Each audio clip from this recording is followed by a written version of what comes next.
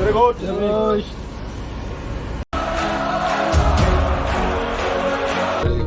Okay, in the back is our position.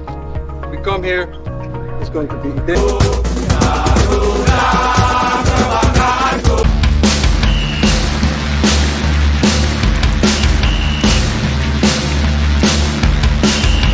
Assalamualaikum warahmatullahi wabarakatuh. Selamat datang di Nusantara Olahraga.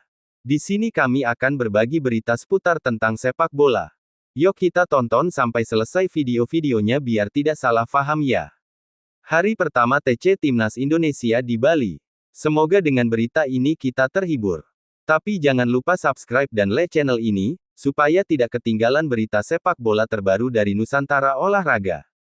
Kami dari channel Nusantara Olahraga minta maaf apabila berita ini ada kesalahan dan kehilafan atau tidak sama dengan fakta. Terima kasih telah menonton video ini. Saran dan kritikan Anda saya tunggu di kolom komentar. Selamat menyaksikan. Hari pertama TC Timnas Indonesia di Bali. Pemusatan latihan TC, hari pertama Timnas Indonesia baru diikuti 23 pemain. Beberapa pemain masih belum datang, antara lain Maarten Paes hingga Kevin Dix. Latihan hari pertama Timnas Indonesia digelar di Bali United Training Center, Pantai Purnama, Gianyar, Bali, Senin tanggal 26 Mei tahun 2025.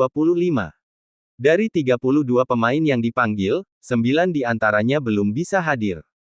Dikutip dari Detik Bali, beberapa di antara yang belum hadir adalah Miss Hilgers, Maarten Paes, Kevin Dix, Jay Izes, dan Kelvin Verdong. Mereka akan menyusul rekan-rekannya yang lain secara bertahap. Mereka sedang dalam perjalanan ke Indonesia. Kemungkinan besok hadir, kata pelatih Timnas Indonesia Patrick Kluivert, dikutip dari Detik Bali. Dalam latihan hari pertama, Timnas Indonesia baru menjalani menu ringan. Maklum para pemain masalah dalam kondisi kelelahan akibat jet lag dan letih berkompetisi. Itu harus dilakukan berulang kali karena mereka baru bertemu dan menguatkan feeling mereka pasca tampil di klub masing-masing, ujar Kluivert. Terkini, Kluivert memanggil pemain Persib Bandung Beckham Putra untuk menggantikan Septian Satria Bagaskara yang mengalami cedera. Ini merupakan kali pertama Beckham mendapat panggilan timnas level senior. Adapun TC Timnas Indonesia kali ini merupakan bagian persiapan untuk lanjutan ronde 3 kualifikasi Piala Dunia 2026. Garuda akan menjamu China pada tanggal 5 Juni di Jakarta, lalu bertandang ke markas Jepang pada tanggal 10 Juni. Kabar terkini dari latihan Timnas Indonesia di Bali. Timnas Indonesia sedang bersiap menghadapi 2 laga terakhir kualifikasi Piala Dunia 2026 putaran ketiga melawan Cina tanggal 5 Juni, dan Jepang tanggal 10 Juni. Latihan digelar selama sepakan di Bali United Training Center, Sukawati, Kabupaten Gianyar, dimulai sejak Senin. Sebanyak 32 pemain yang dipanggil oleh pelatih Patrick Kluivert memulai pemusatan latihan. Saya rasa suasananya sangat luar biasa. Lapangannya juga sangat bagus, dan yang paling penting bagi saya adalah udara yang segar, ujar Kluivert, dikutip dari kanal YouTube Timnas Indonesia pada Selasa. Sebanyak 23 pemain ambil bagian dalam latihan perdana, termasuk nama-nama seperti Hernando Ari, Nadeo Argawinata, Ole Romeni, Ramadan Sananta, Rafael Struijk, dan Sain Patinama. 9 pemain absen masih absen, yakni Justin Hubner, Kelvin Verdong, Beckham Putra, Sandy Walsh, Jay Izes, Miss Hilgers, Maarten Paes, Eliano Reijenders, dan Kevin Dix. 3 nama pertama sudah bergabung dalam latihan hari kedua, Selasa. Dari 32 nama, 5 pemain lama kembali masuk dalam skuad. Mereka adalah Reza Arya PSM Makassar, Yakob Sayuri dan Yance Sayuri, Malut United, Stefano Lillipali, Borneo FC, serta Asnawi Mangkualam Port FC, Thailand. Selain itu, Miss Hilgers dan Egy Maulana Fikri, yang sebelumnya gagal bergabung karena cedera, kini turut mendapatkan kesempatan kembali. Satu-satunya pemain dari daftar Maret lalu yang tidak dipanggil adalah Ragnar Oratmangun karena belum pulih dari infeksi di lututnya. Dari kelima wajah lama tersebut, nama Stefano Lillipali paling mencuri perhatian. Pemain berusia 35 tahun ini terakhir kali membela timnas dalam laga persahabatan melawan Turkmenistan pada September tahun 2023. Pintu Lillipali untuk kembali ke timnas kala itu seakan-akan sudah tertutup, setelah pelatih timnas sebelumnya Shin Tae-yong memutuskan enggan memasukkan namanya, kendati pemain kelahiran Arnhem, Belanda itu di musim yang sama mengemas 2 digit gol, 11 gol dan assist 17 assist dari 31 pertandingan di Liga 1 Indonesia. Musim ini, performa Lillipali menurun akibat cedera, tetapi ia tetap mampu menyumbang 10 kontribusi gol, 6 gol dan 4 assist dari 24 pertandingan. Meski tak lagi berada di puncak performa, Kluivert menilai pengalaman dan kualitas Lillipali masih sangat berharga, baik di dalam maupun di luar lapangan sebagai panutan bagi pemain muda. Selain Lillipali, Kluivert juga membuat kejutan dengan memanggil pemain debutan di timnas senior Beckham Putra, untuk menggantikan Septian Bagaskara dari Dewa United karena cedera. Beckham mendapatkan panggilan timnas pada Senin, sehari setelah melakukan pawai juara Liga 1 Indonesia bersama Persib Bandung. Ini adalah hadiah tersendiri untuk Beckham setelah dirinya tampil memukau di musim ini dengan 6 gol dan 3 assist untuk Maung Bandung. Kluivert mengatakan Beckham adalah pemain yang bisa memainkan posisi yang sangat krusial, di mana pemain 23 tahun itu menurutnya sangat baik bermain di antar lini. Setelah tahu namanya dipanggil, harapan Beckham tak muluk-muluk. Pesepak bola asli Bandung itu hanya ingin menjawab. Kepercayaan dari Kluivert. Baginya, kesempatan mendapatkan panggilan pertamanya di timnas sangat berharga. Ia hanya ingin bekerja keras di latihan dan masuk atau tidaknya dalam 23 pemain dalam satu game melawan China dan Jepang, Beckham mengaku pasrah. Yang terpenting saya memberikan yang terbaik setiap latihan dan tidak menyia-nyiakan kesempatan ini, kata dia saat mengikuti latihan di Bali United Training Center, Selasa. Mereka yang absen. Timnas Indonesia sudah pasti tak dapat diperkuat 3 pemain melawan Cina di Stadion Utama Gelora Bung Karno SUGBK Senayan, Jakarta Pusat, pada tanggal 5 Juni nanti. Selain Ragnar yang tak dipanggil, 2 lainnya yang absen adalah Marcelino Ferdinand dan Maarten Paes. Kedua pemain ini tak dapat bermain karena menjalani hukuman akumulasi kartu kuning. Namun, dengan 32 pemain yang sudah dipanggil oleh Patrick Kluivert, tampaknya pelatih asal Belanda itu tak terlalu pusing menyikapi skuad tim Garuda yang ditinggal 3 pemain intinya.